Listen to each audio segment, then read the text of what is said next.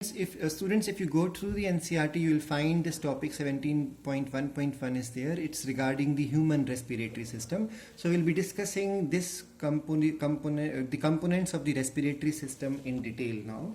So we all know that the human respiratory system consists of two portions, or for easy understanding, we divide the respiratory system into two parts.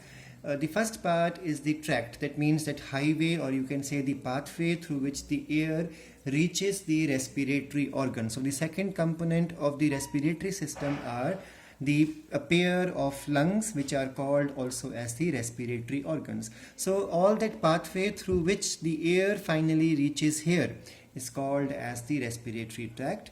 And again, respiratory tract is divisible into two parts: the upper respiratory tract and the lower one. So how do we make a boundary between upper respiratory and the lower respiratory tract?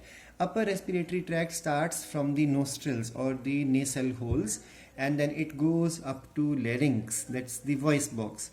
And after that, from trachea starts the lower respiratory tract, and it goes up to the respiratory surface, what you call as alveoli. So let's begin with the first part. So the respiratory tract consists of upper respiratory tract and the lower respiratory tract.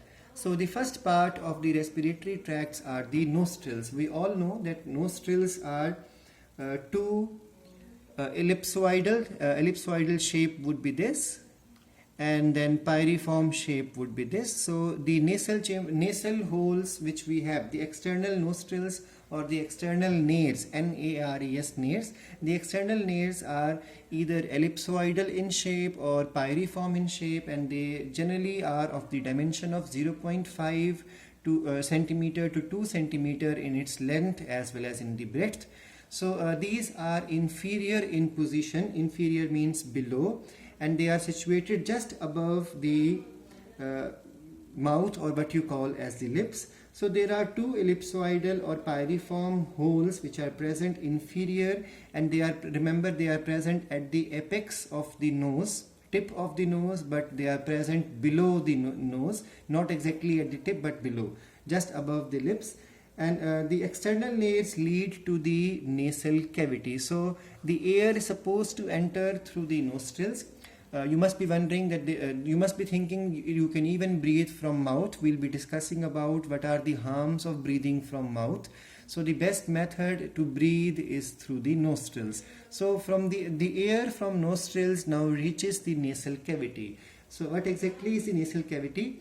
Nasal cavity is a large cavity present above the buccal cavity, between the cranium and the palate. So it is present above buccal cavity. Buccal cavity means the oral cavity, and that means the nasal cavity is present between two things: upper portion, which is the skull portion or the cranium, and the below portion is the floor. The roof is made up of, you can say, cranium, and the floor is made up of palate. Palate is the bone which separates the nasal cavity from the oral cavity.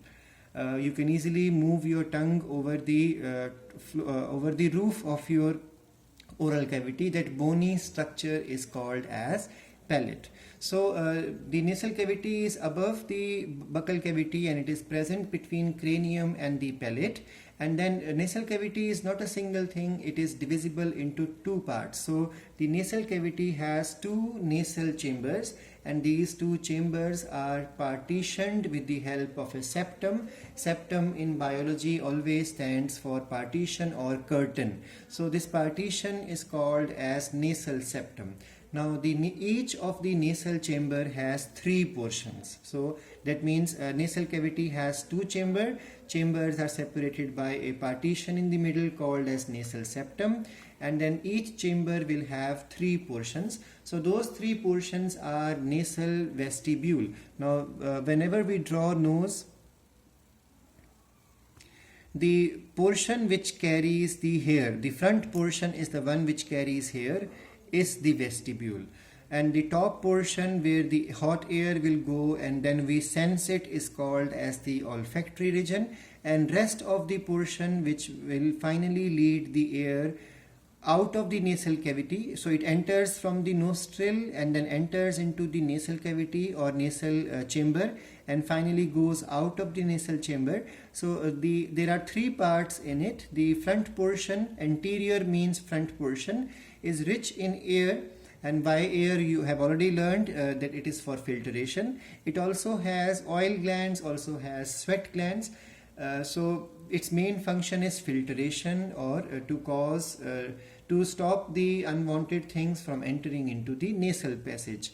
Then the next portion of the nasal cavity or nasal chamber is the olfactory region. Now, olfaction word you have learned in 10th class. Olfaction means the power of smell or the sensation of smell. So olfactory region is responsible for sensing the quality of the air. So it is present in the upper portion of the nasal chamber, and its epithelium is special.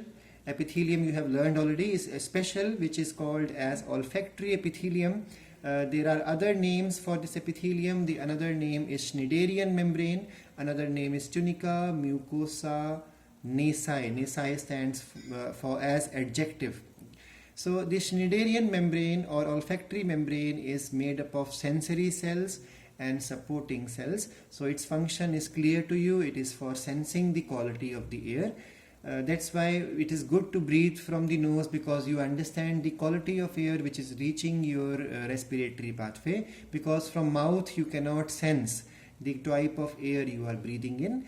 And then the respiratory region, the third portion of the nasal cavity or nasal chamber, is respiratory region, which main function is to cause conditioning and provide passage for the air to go out of the nasal chamber and to reach into the next part. So it is the middle and it's the largest portion of respiratory region in the nasal cavity, and this it has respiratory epithelium. This epithelium is special again. It can be ciliated, some portions without cilia, and then it is a pseudo stratified columnar cells. Some cells are cuboidal cells, and there are some goblet cells to release mucus. So cilia, you know what is the role of cilia, that the mucus will trap the unwanted thing and cilia will push it out of the nasal chamber, nasal cavity. So there are 3 or 4 nasal concha. Now what are concas? Concas are elevations, or you can say bony structures, raised structures in the nasal cavity. So each of the nasal chamber will carry 3 or 4 nasal conchae. These conchae are